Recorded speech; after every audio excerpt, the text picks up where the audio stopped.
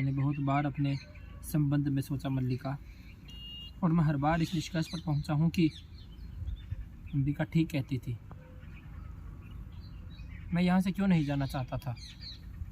इसका एक कारण ये भी था कि मुझे अपने पर विश्वास नहीं था। मैं नहीं जानता था कि अभाव और भत्सना का जीवन व्यतीत करने के बाद वहाँ प्रतिष्ठा और सम्मान के वातावरण में मैं कैसा अनुभव करूँगा। मेरे मन में कहीं ये आशंका थी कि वो वातावरण मुझे छा लेगा और मेरे जीवन की दिशा बदल देगा। और ये आशंका निराधार नहीं थी। तुम्हें बहुत आश्चर्य हुआ था कि मैं कश्मीर का शासन संभालने जा रहा हूँ और तुम्हें ये बहुत अस्वाभाविक लगा होगा, लेकिन मल्लिका, मुझे इसमें कुछ भी अस्वाभाविक प्रतीत नहीं होता। मेरे अभावपूर्ण जीवन की स्वाभाविक सी प्रतिक्रिया थी।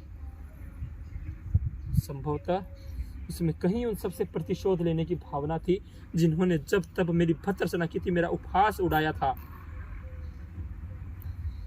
परंतु मैं जानता था कि मैं सुखी नहीं हो सकता। मैंने बार बार अपने को विश्वास दिलाना चाहा कि कमी उस वातावरण में नहीं, कमी मुझ में है। यदि मैं अपने को बदल लूं तो मैं सुखी हो सकता हूं। परंतु न मैं बदल सका और न मैं सुखी हो सका। मुझे अधिकार मिला, सम्मान बहुत मिला, जो जो मैंने लिखा उसकी प्रतिलिपियां देश भर में पहुंच गई।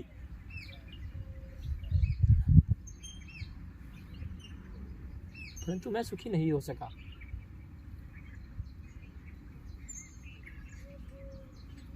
किसी और के लिए वो वातावरण और जीवन स्वाभाविक हो सकता था, पर वो मेरे लिए नहीं था। एक राज्य अधिकार का कार्य क्षेत्र मेरे कार्य क्षेत्र से बिल्कुल भिन्न था, और मुझे बार बार ये अनुभव होता कि मैंने प्रभुता और सुविधा के मोह में पड़कर उस क्षेत्र में अनाधिकार प्रवेश किया है, और जिस विशाल में मुझे रहना चाहिए था उस विशाल से मैं दूर हट आया हूँ।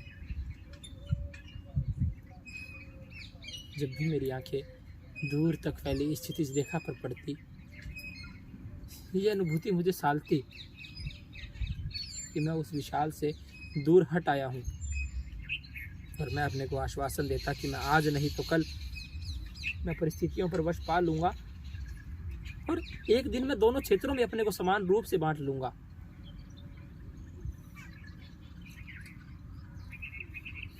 परंतु मैं स्वयं ही परिस्थितियों के हाथों बनता और चालित होता रहा। जिस कल की मुझे प्रतीक्षा थी वो कल कभी नहीं आया। मैं धीरे धीरे मैं खंडित होता गया और एक दिन मैंने पाया कि मैं सर्वथा टूट गया हूँ। मैं वो व्यक्ति नहीं हूँ जिसका इस विशाल के साथ कुछ भी संबंध था।